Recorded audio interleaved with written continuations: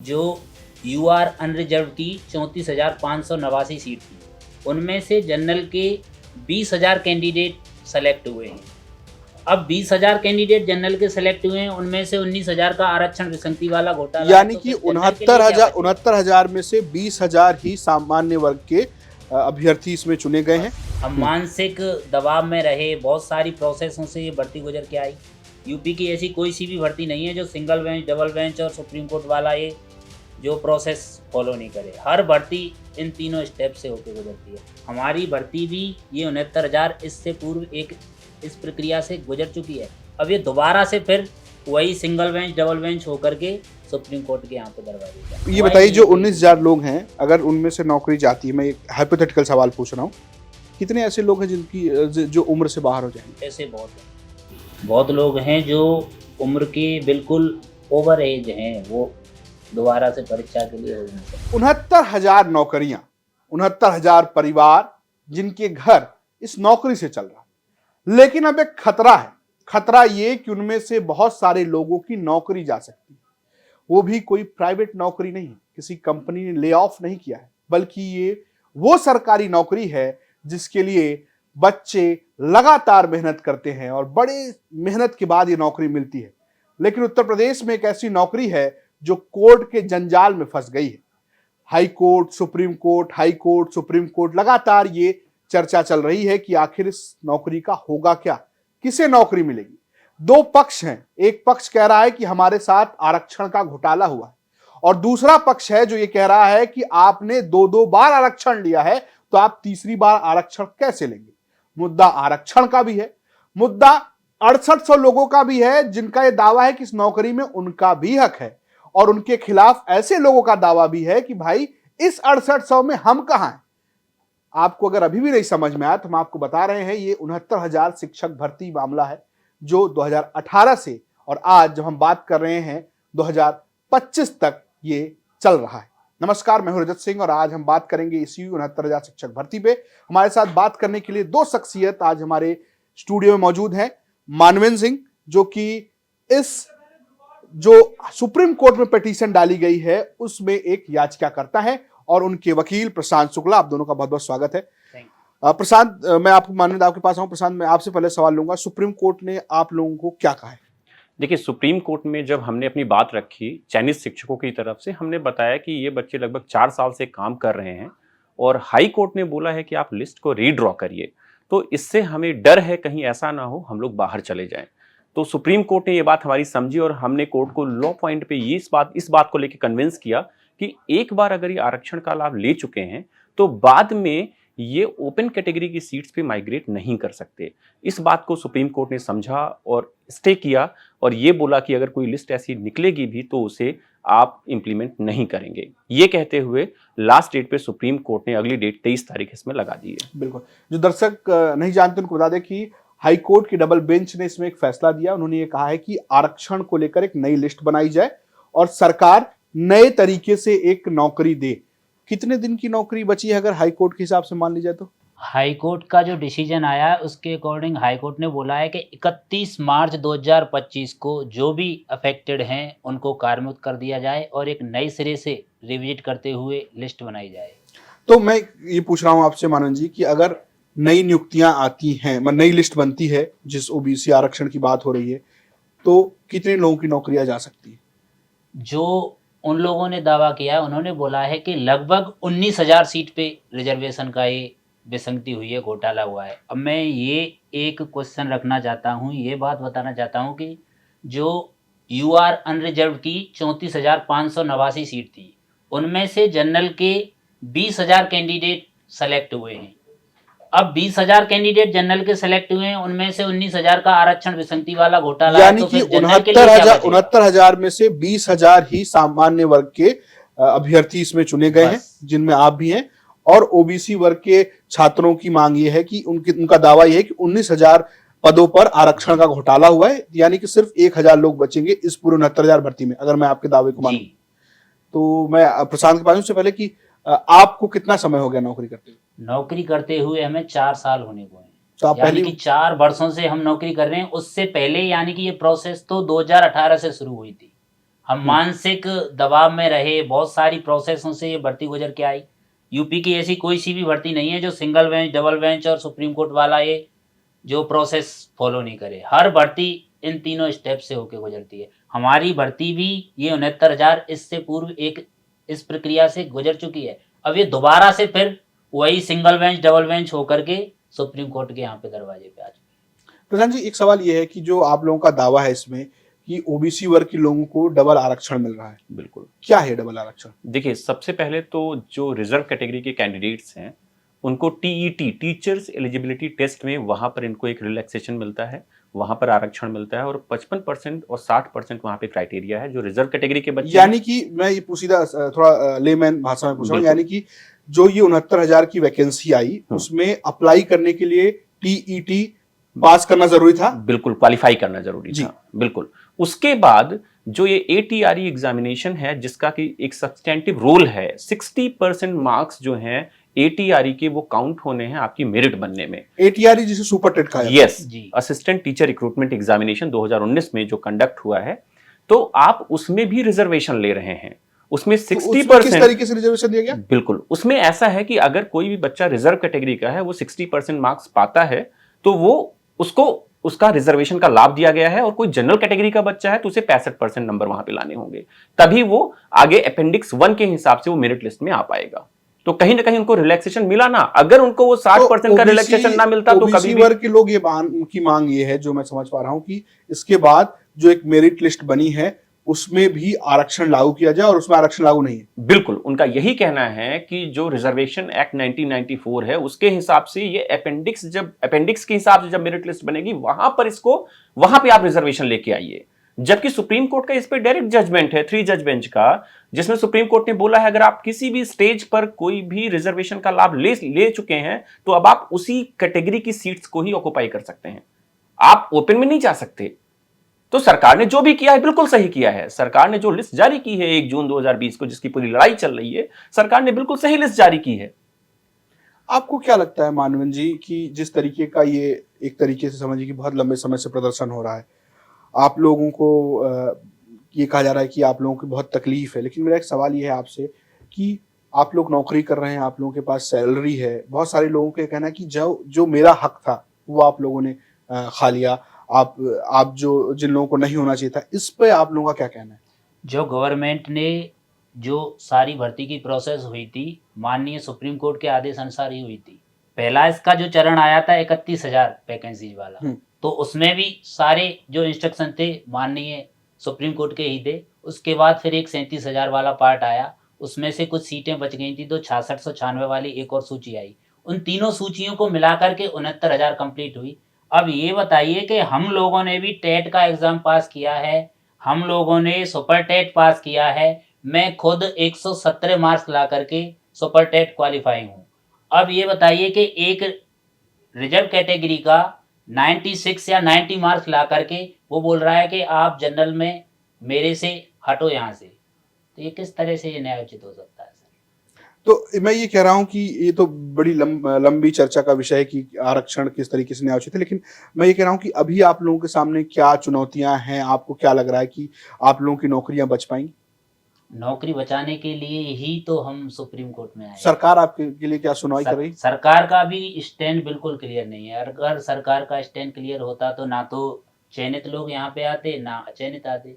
सरकार का stand clear नहीं है। सरकार ने बोला है कि हम डबल बेंच के आदेश को फॉलो करेंगे। अगर डबल बेंच का आदेश फॉलो हुआ तो 31 मार्च 2025 को लगभग 10 से 12,000 टीचर्स का कार्य मुक्ति होना तय है। और जब कार्य मुक्त होगा ना तो सरकार की तरफ से उनको एक गिफ्ट मिलेगा, कटोरा, यानी कि जाओ आप लोग बस भीख मांगना, यही होगा। आप लोग एक बात बताइए कि जो तो क्या कैंडिडेट सेलेक्ट हुए थे सर, वो उनमें से कुछ कैंडिडेट्स, क्या बहुत सारी संख्या में ऐसे भी कैंडिडेट्स हैं जो प्रीवियस जॉब छोड़ के आए थे। किसी ने कांस्टेबल, यूपी कांस्टेबल का छोड़ा है, किसी ने लेखपाल का छोड़ा है, वो कहाँ जाएंगे? कुछ ऐसे कैंडिडेट थे जो, मान लो कि मेरी पोस्टिंग है आगरा में और मैं मूल्यवासी हूँ बलिया का या कहीं का, तो मैं आगरा में आकर के वहां पे सेटल हूँ, मैंने वहां पे घर लिया, होम लोन लिया, सारी चीजें। अब वैकेंसी से निकलने के बाद क्या है, बैंकों ने लोन देना भी बंद कर दिया है सर, नोटिस भी आपने नोटिस किया होगा। बिल्कुल, एक सर्कुलर आया था, आप देख सकते हैं यूपी तक में वो खबर है किस तरीके से जो टीचर्स हैं उनके लोन की रिकवरी की बात कही। हालांकि वो सर्कुलर बाद में बैंक ने वापस ले लिया। लेकिन एक सवाल मैं आपसे और लूंगा प्रशांत जी इस पे कि मानवेंद्र ने कहा कि एक तरीके से अन्याय हो रहा है, क्या इसमें यूपी सरकार ने अभी तक सुप्रीम कोर्ट में कोई स्टैंड लिया है या अभी उसको अभी बताना है कि वो क्या करेगी, और हाई कोर्ट में सरकार का क्या स्टैंड रहा है? देखिए, हाई कोर्ट में सरकार का स्टैंड बड़ा क्लियर था। हाई कोर्ट में सरकार ने एक एफिडेविट फाइल किया और ये बताया कि साहब ऐसा है, 67,000 पदों में से जो भरी गई हैं सीट्स, उनमें केवल 19,000 बच्चे ही जनरल के आए हैं। बाकी सारी की सारी सीट्स जो दी गई हैं वो रिजर्व कैटेगरी के बच्चों को दी गई हैं। तो सरकार अपना स्टैंड कैसे बदलेगी, मुझे समझ में नहीं आ रहा है। यहां दिक्कत यह है, सरकार पूरी तरह फंस चुकी है। पॉलिटिकल जो भी रीजंस हो सरकार के, वो सरकार जाने। सरकार ने, मुझे लगता है कि एक पॉलिटिकल एजेंडे के तहत ये 6800 की लिस्ट जो निकाली, सारी प्रॉब्लम्स वहीं से शुरू हुई थी। ठीक है, अगर वो लिस्ट ना निकलती तो कभी ये दिक्कत आती ही ना। उन्होंने रिजर्व कैटेगरी के बच्चों के लिए, आप समझिए, केवल और केवल रिजर्व कैटेगरी के बच्चे एक बार क्लियर कर दिया कि 6800 अलग से कब आई थी क्या? ये 5 जनवरी 2022 को आई। हाँ जी, आप बता उस टाइम पे यूपी में इलेक्शन था 2022 वाला जी। तो उस टाइम पे पॉलिटिकल प्रेशर या पॉलिटिकल सियासत का, तो क्या ये 69,000 एक साथ नहीं भरी गई, ये अलग अलग भरा गया? नहीं, भरी गई थी एक साथ ही। ये अक्टूबर नवंबर 2020 में सारे पद भरे गए थे। ठीक है, वहां पे दिक्कत नहीं है। लेकिन जब एनसीबीसी की रिपोर्ट आई और आरक्षित वर्ग लोग दबाव डालने लगे कि साहब ऐसा है, इसमें हमारा ड्यू रिप्रेजेंटेशन नहीं है, तो सरकार ने एक गेम खेला और 6800 की एक ऐसी सूची डाल दी जिससे उनको पता था, मुझे लगता है बच्चे तो आपस में लड़ेंगे हाईकोर्ट में, कोई दिक्कत नहीं, हमने तो अपना काम कर दिया। नहीं, मतलब क्या सरकार ने 6900 के इतर 6800? यस, यही हुआ है। 69,000 के इधर इन एडिशन टू 69,000 एक्स्ट्रा 6800 की लिस्ट आई थी 5 जनवरी 2022 को, जिसको हाईकोर्ट की सिंगल बेंच में चैलेंज किया गया। उसके बाद 27 जनवरी को वो निरस्त कर दी गई कि आप जो 69,000 रिक्रूटमेंट हैं उनसे एक भी एक्स्ट्रा पोस्ट अपॉइंट नहीं कर सकते हो।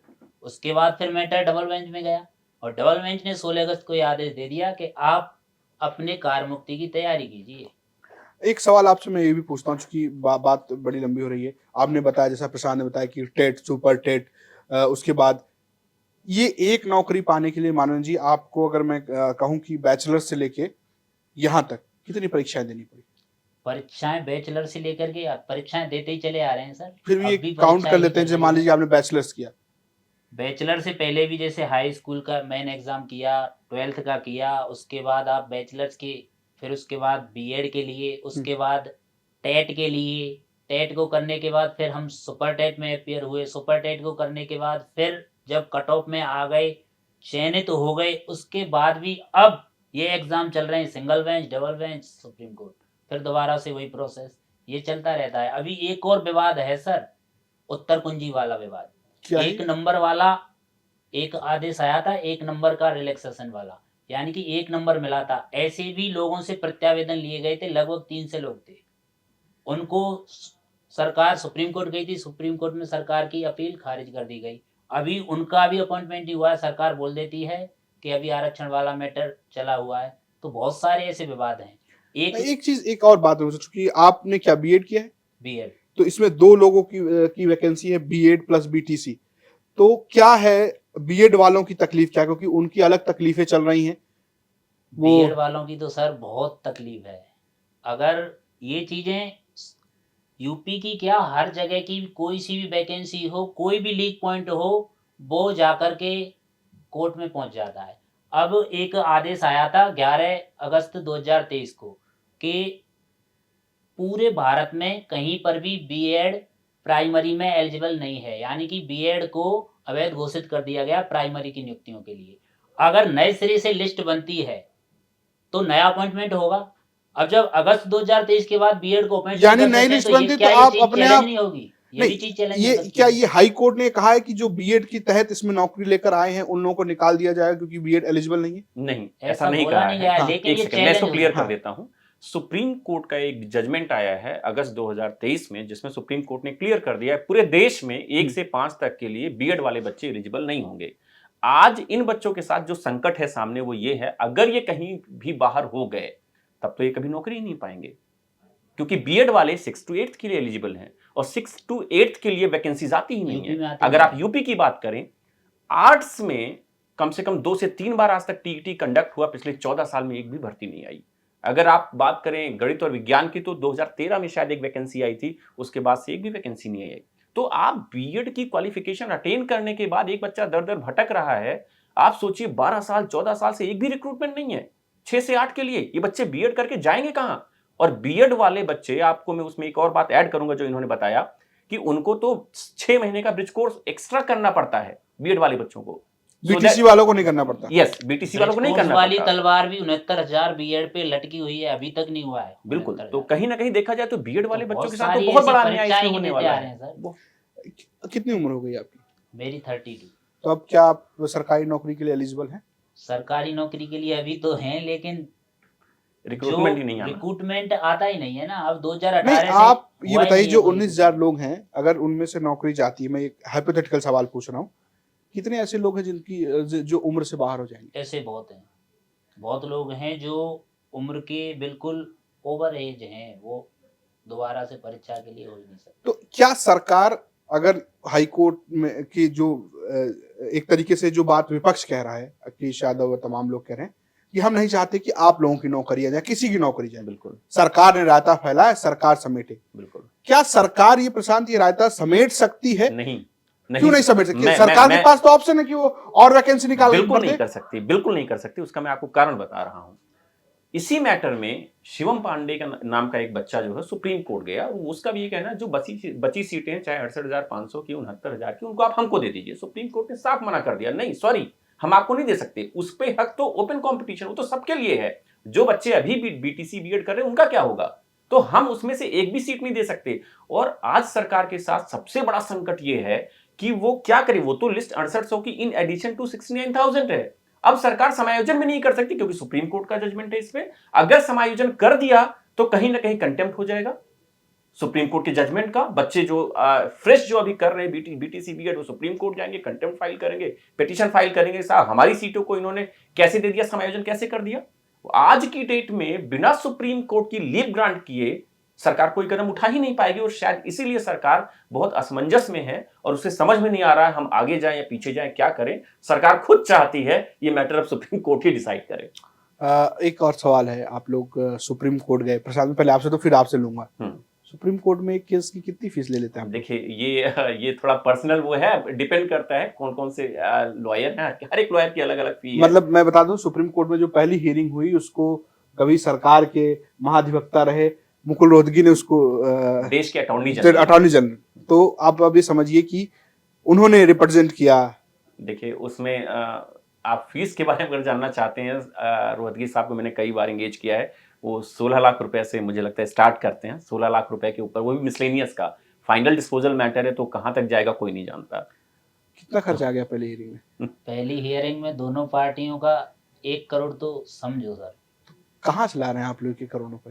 देखिए यही होती है, अब सारी चीजें हो रही हैं, हम लोगों से कनेक्ट होते हैं, उनसे याची शुल्क के तौर पे रुपए एक तरह से भीख सी मांगनी पड़ती है सर कि आइए हमसे जुड़िए। ओबीसी छात्रों से मुलाकात होती है आपकी? जैसे आप लोग तो जाते हैं, जिनका होती चयन है, नहीं हुआ है, होती है। कैसी बातचीत है आपकी? नहीं, जिनका चयन हो गया है वो तो हमको सपोर्ट कर रहे हैं। ओबीसी के कैंडिडेट, एससी के कैंडिडेट, एसटी के कैंडिडेट, सब यही चाहते हैं कि हमारी जो 69,000 चयनित सूची है इसको डिस्टर्ब ना किया जाए।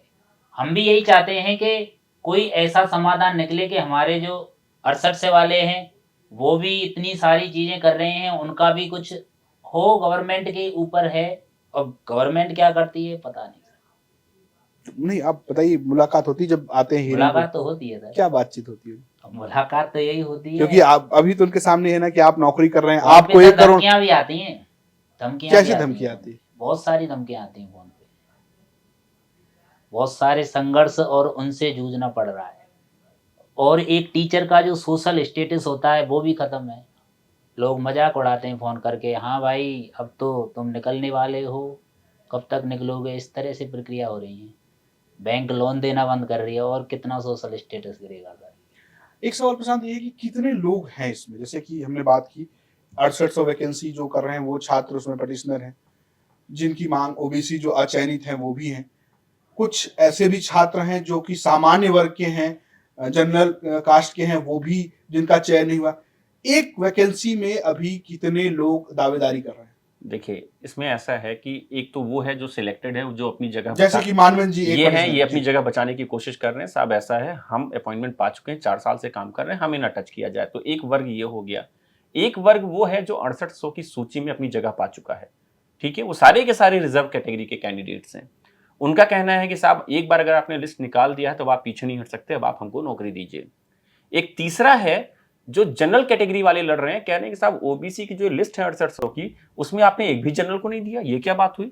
उसमें हमको ही मिलना चाहिए। तो उसको एज अ फ्रेश भर्ती काउंट कर रहे हैं। बिल्कुल, वो कह रहे हैं कि साहब इसमें तो हमारा भी रिप्रेजेंटेशन होना चाहिए, ये आपने कैसे कर दिया? तो देखा जाए तो कायदे से यहाँ पे 3 तरह के लोग हैं और बीएड वाले सबसे ज्यादा इसमें परेशान हैं, क्योंकि अगर वो कहीं बाहर निकल गए तो अब मुझे नहीं लगता वो कभी नौकरी पाएंगे। तो जो ओबीसी प्रदर्शन कर रहे हैं वो 6800 हैं या ओवरऑल ओबीसी प्रदर्शन कर रहे हैं? 6800 तो 6800 है 6800 और की इसमें लिस्ट अब में ओवरऑल वाले इसलिए भी क्योंकि हैं। अगर लिस्ट रीड्रॉ होगी तो हो सकता है किसी नए ओबीसी का भी मिल सकता है, उनको भी जगह मिल सकती है। तो बहुत तरह के लोग हैं इसमें। कहा जाता है कि बीजेपी की जो सरकार है, योगी आदित्यनाथ के ऊपर हमेशा आरोप लगता है ठाकुरवाद का। लोग कहते हैं कि उनके सरकार में एक खास जाति को लेकर बड़ी सुविधा होती है। ओबीसी छात्र जो हैं वो केशव प्रसाद मौर्य, अनुप्रिया पटेल, संजय निषाद सबका घर घेर आए हैं, पॉलिटिकली अपनी लड़ाई लड़ रहे हैं, विपक्ष भी उनके साथ नजर आता है।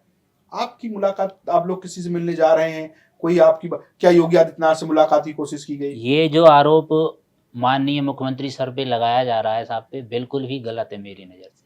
आप खुद सोचिए सर के ट्विटर पे जो ट्वीट हुए हैं, जैसे उप मुख्यमंत्री सर ने ट्वीट किया है ओबीसी के सपोर्ट में, क्या कभी माननीय मुख्यमंत्री सर ने कभी ट्वीट किया है ऐसे इस तरह से कि मैं हाँ जनरल का खुला मंच पे? तो किसी भी तरह से जब ऐसा डिप्टी बिल्कुल। सीएम केशव प्रसाद ने मौर्य ने ट्वीट किया तो आप लोगों को कैसा लगा? अब क्या हमें क्या लगेगा, देखते हैं। जो भी उनके ट्वीट से ये थोड़ी है कि उन्होंने ट्वीट किया और हमारी वैकेंसी निकल जाएंगी।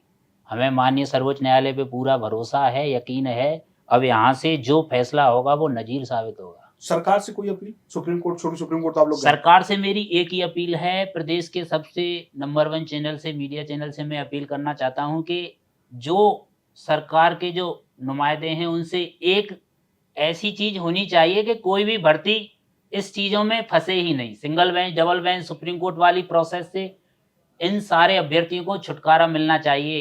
ये अभ्यर्थी, जिनमें कभी मैं भी अभ्यर्थी था, फॉर्म अप्लाई करते हैं, वहाँ एग्ज़ाम देने जाते हैं। ये सारी प्रोसेस से गुजरने के बाद फिर ये जो न्यायिक प्रक्रिया और इसमें पड़ जाती है, आप सोच भी नहीं सकते सर किस तरह से प्रेशर होना पड़ता है। यानी कि हमारी जो सूची जारी हुई थी उसके बाद हमारी काउंसलिंग हो रही थी।